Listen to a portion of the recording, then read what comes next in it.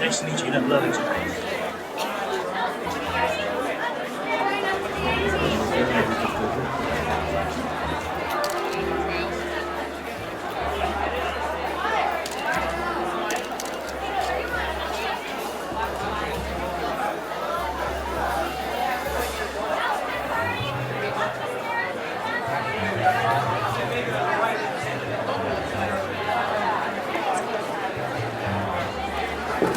Tell me more about your wishes. Somebody needs to. Could I get a ride?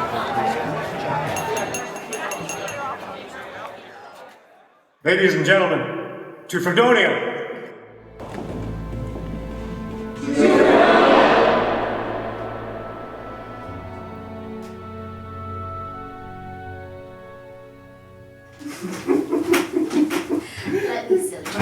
I got it.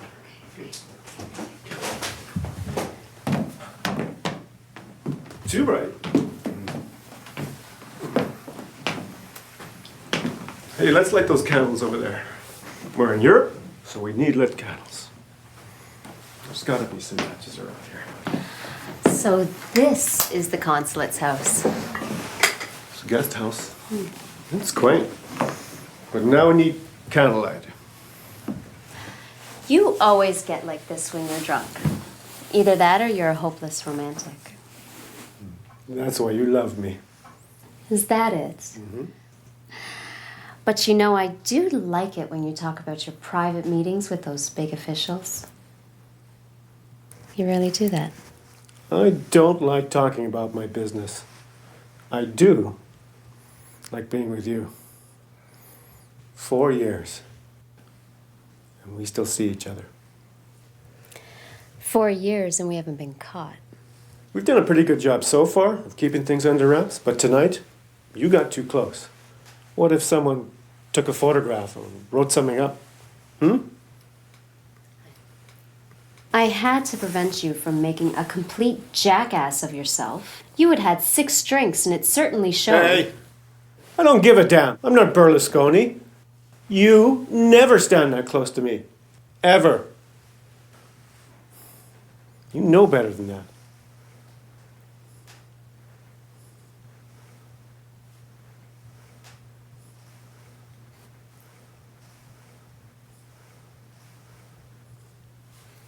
We wouldn't want our big president of Fredonia to get a little tipsy-wipsy now, would we? Well, as the most powerful man on the planet, I do need to set an example as a world-class leader. Good, because I need a big, experienced, brilliant man like you to show me how you run the whole show. Well, when you put it that way, I'll show you everything. Everything? Everything.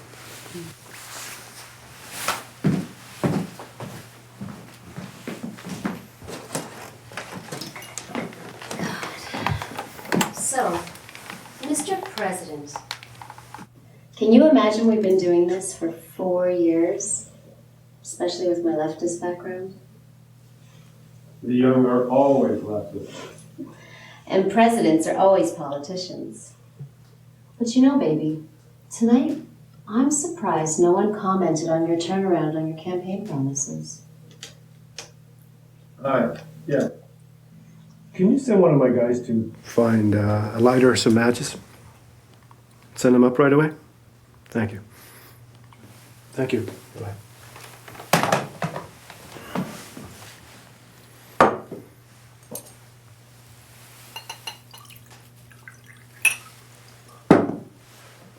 You know what? I remember what I said during the campaign. I remember what I said my plan was for the war and the economic crisis. And I don't care if someone's fixated on something my campaign speechwriter wrote under completely different circumstances. You're not worried about it coming back to you? No one's got the balls to try anything like that, Meredith. Besides, we know too many people. Any issue that gets brought up, we'll bury under red tape. I used to protest with my liberal friends. I made a promise to them to always, always fight for the truth. And protests always make me laugh. They're only good for wearing out shoe leather. That's what's amazing. Those young people seem to forget who the city council and congressmen, all those government lackeys work for. Well, that's a cynical view. But I trust you would know. Come. George! Right over there, please, George.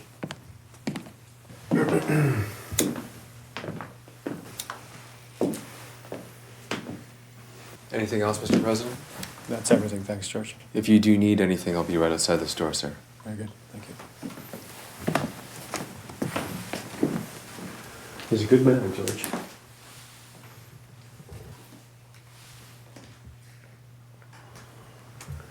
Cynical? It's not cynical. It's just life experience. We own the TV stations, the newspapers, the courts, the police, the army. We own everyone. God, I love my job. But you know, it's not all bailouts and roses. Some days we're on top of the world. And other days, we have to deal with the Canadians.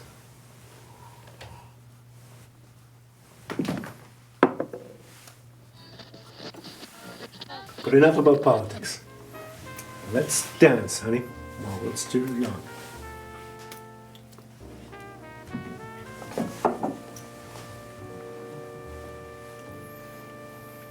Would you still love me if I wasn't president? I remember when we met. You believed in my vision of the world. And that was when I fell in love with you. President or not. At least I won't have to worry about the next election for some time now. Do you ever think about the next election? Well, presidents are like professional sports athletes. How so? Yeah. Well, no athlete ever wants to retire. And we all want to be admired forever. Would you be upset if the other party got in? I mean, do you think that would be bad for the country? It wouldn't matter. We all work for the same people. Even our policies are very similar. You certainly don't get to this level without playing the game. I know that charade. Especially during campaigning. Your high-level talk, generic words. Just trying to confuse everyone. Don't forget the first rule. People vote on emotion and the irrelevant things like a candidate's religion or his speech, the way he dresses, even his hairstyle, whatever. That's all those idiots care about anyway. Beware, baby. People can vote for change. Change? Yeah. If voting could change anything, I'd make it illegal. But don't worry. We need those idiots to vote. They're useful idiots. And what about things like liberties? Like we first discussed? Sweetie, we can't have pain-in-the-ass liberals questioning us while we run our agenda. Everyone must row the boat in the same direction. Anyone who does question us, they have to be marginalized.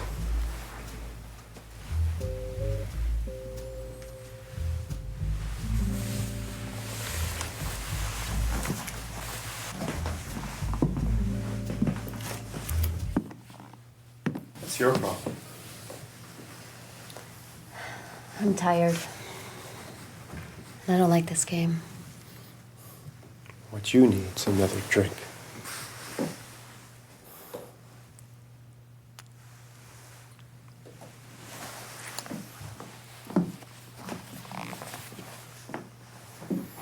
I'm going to bed.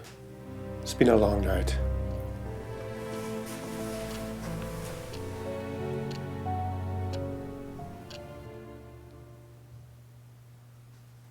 You do realize you're sounding fascist. That's not the way we think about it, Meredith. Besides, every country, every institution, every organization does the same thing. You know, anytime you give people a lot of power, it simply evolves into fascism, as you call it. It's just human nature. Others might know it as capitalism or socialism, communism, whateverism. They're all the same. I'll bet you didn't learn that in college.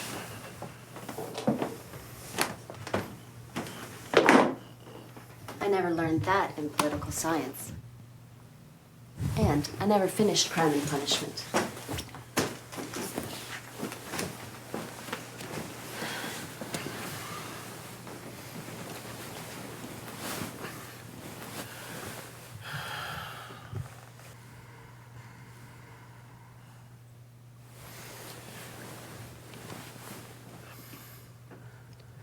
You know, whenever I give you a peek of what's behind the curtain, you don't like what you see.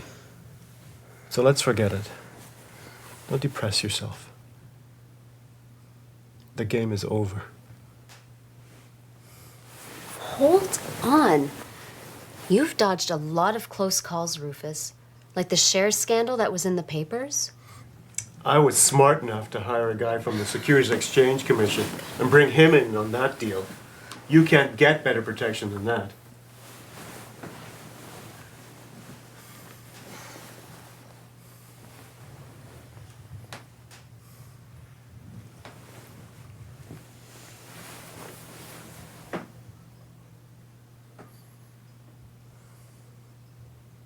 Rufus?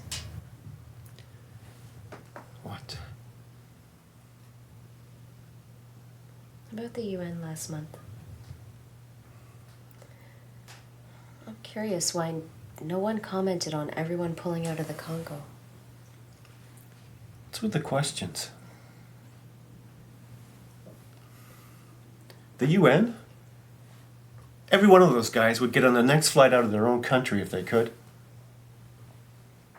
They're just a bunch of pawns who want to whine about this or that anyway.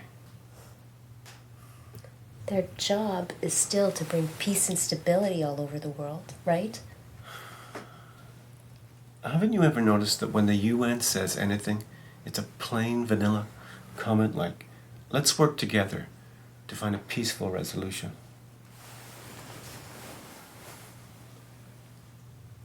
Well, that's just code for no one's going to do squat, stop complaining, and change the channel.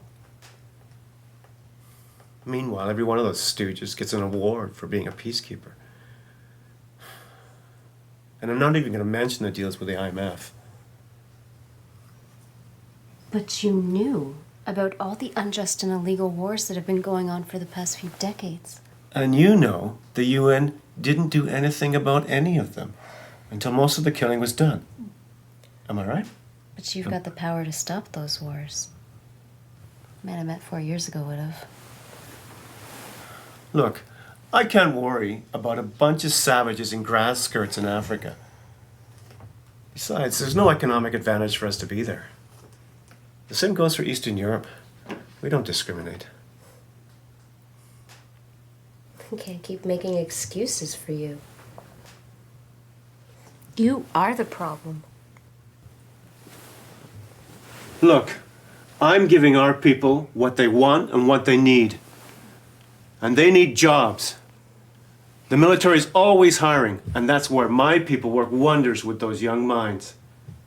We need a citizen base that is so in line and compliant, so fearful and patriotic. We need the labor force to stay in debt. Don't ask any questions and just be happy to work under our new order. So I can't waste our budget on frivolous peacekeeping operations in every tin can, ex-commie wasteland. My relatives lost everything in the war. The ones that survived are scarred for life. They might as well be dead.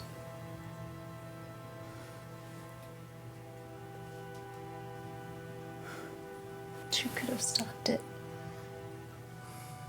You could have stopped it. God, you always ruin a good evening. You know, it's your smile that makes people believe, makes people have hope. But no one knows what kind of monster you really are. And I keep trying to fool myself. Maybe there are things we should have done. But there are people behind the scenes who actually run the show. You don't even know. You need to grow up or stop playing with the big boys, Meredith. Oh, so you're just a whore. No, this is a game of politics. God damn. You sit there smiling on TV. You and your cronies playing with human lives like it's a game? To think I fell in love with you because I thought you were different. But you're nothing more than a common gangster.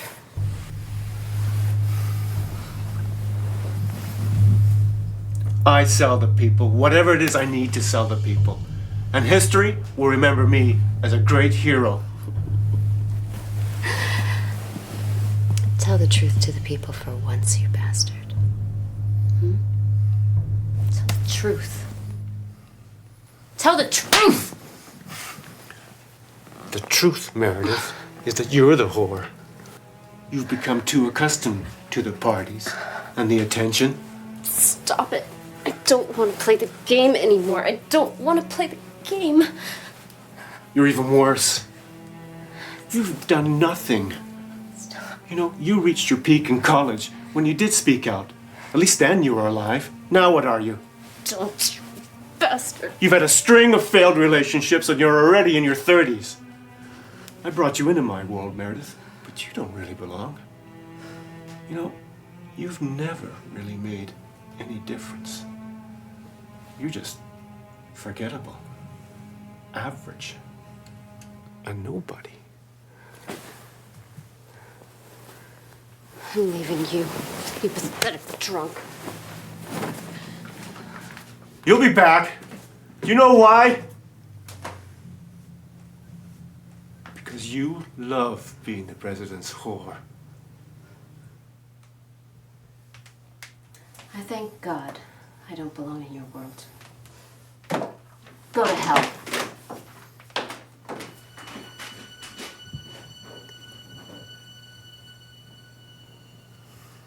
Inside, you're just like me.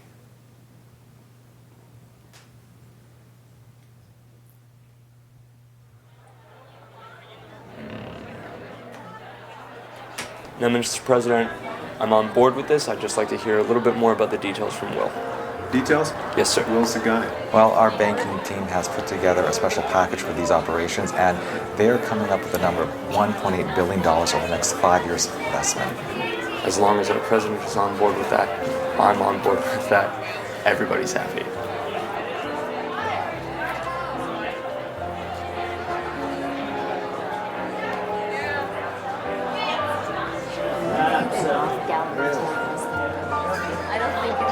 As long as our president is in the primaries, we'll have no problem with our investors being concerned with anything.